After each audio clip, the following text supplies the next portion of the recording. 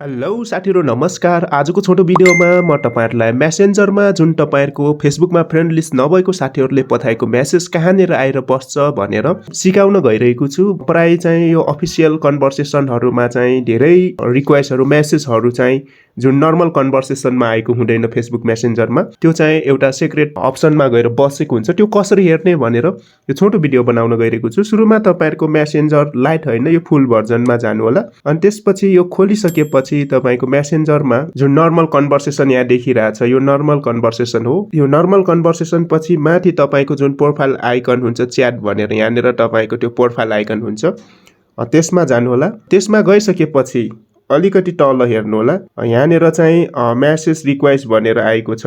यहाँनेर यो म डार्क मोडमा राखेको छु, मेसेज रिक्वेस्ट भन्ने छ, यसमा आउनु होला। यसमा चाहिँ दुईवटा अप्सन हुन्छ, माथि यु मे नो भन्ने हुन्छ र एउटा स्पाम भन्नेमा हुन्छ हैन। जेनरली चाहिँ तपाईले यु मे नोमा भएर बसे हुन्छ।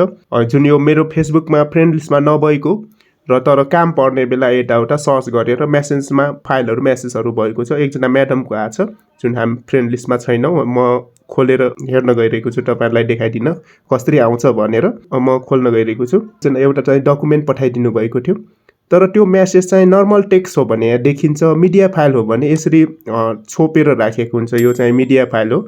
जस्तै नर्मल टेक्स्टहरु छ भने त्यो डाइरेक्ट देखिन्छ। यसलाई हेर्नलाई चाहिँ यहाँ ट्रिपल ट्याप गर्नुपर्ने हुन्छ। यहाँ फाइल पठाउनु भएको थियो एउटा फाइल, त्यो फाइल चाहिँ यसरी हेर्न सक्नुहुन्छ।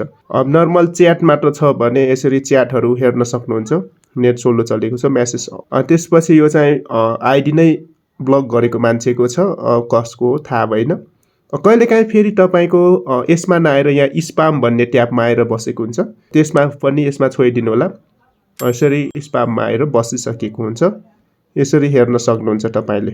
र यो हेरिसकेपछि तपाईले यसरी ब्याक गरेर अझै ब्याक गर्नु होला र नर्मल कन्भर्सेसनमा यसरी आएर कुरा गर्न सक्नुहुन्छ। अर्को पटक सिक्रेट कन्भर्सेसनको बारेमा भिडियो लिएर आउने छु। त्यतिन्जेलको लागि म पनि बिदा हुन्छु। हस्त नमस्ते।